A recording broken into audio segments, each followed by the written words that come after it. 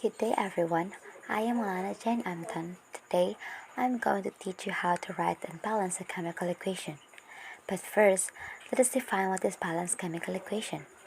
A balanced chemical equation is one in which each side of the equation is the same number of atoms or ions of each element. So, I have here an example.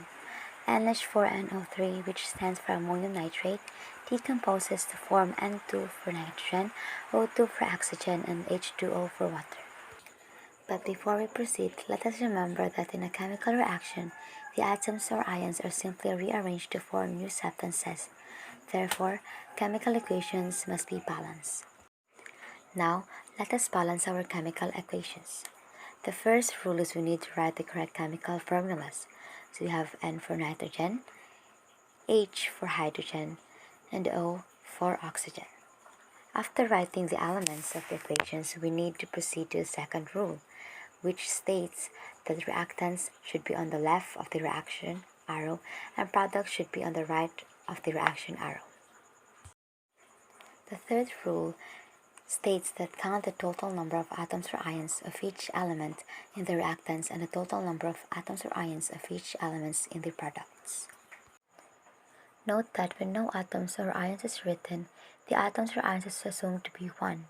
So we have 1 nitrogen and another 1 nitrogen.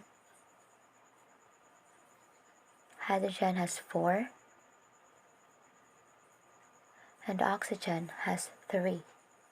And this is our reactants. Let's proceed to our products. So we have N has 2, H has 2,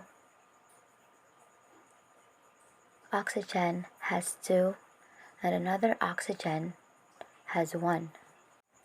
After counting the total number of atoms or ions of each element, let us proceed to our fourth rule, which is balance the elements one at a time using coefficients. So, let us manipulate our coefficient by putting a 1 in front of a chemical formula in a chemical equation. Also note that you must not attempt to balance the equation by changing subscripts in chemical formulas.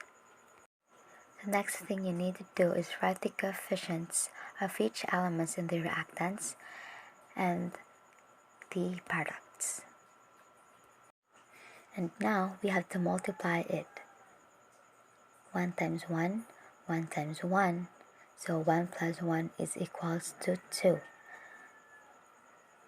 4 times 1 equals to 4, and 3 times 1 equals to 3.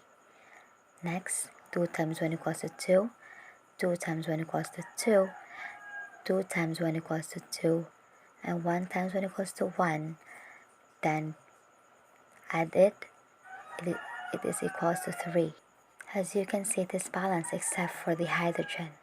So we need to change our subscripts to balance our chemical equation. Let us try changing our coefficients in the reactants into 2. And because we already changed our subscripts, instead of 1, we will change it into 2. So 1 times 2 equals 2, 1 times 2 equals 2, so we have 4. Then 4 times 2 is equals to 8. Then 3 times 2 is equals to 6.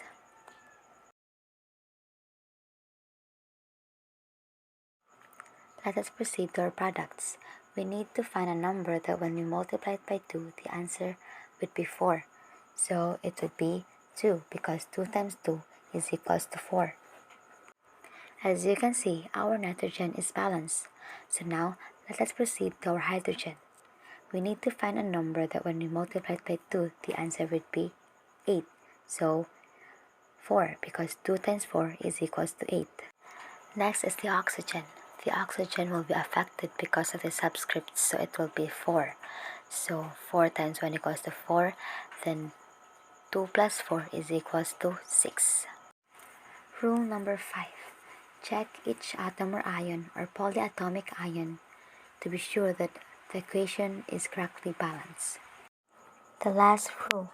Make sure that all of the coefficients are in the lowest possible whole number ratios.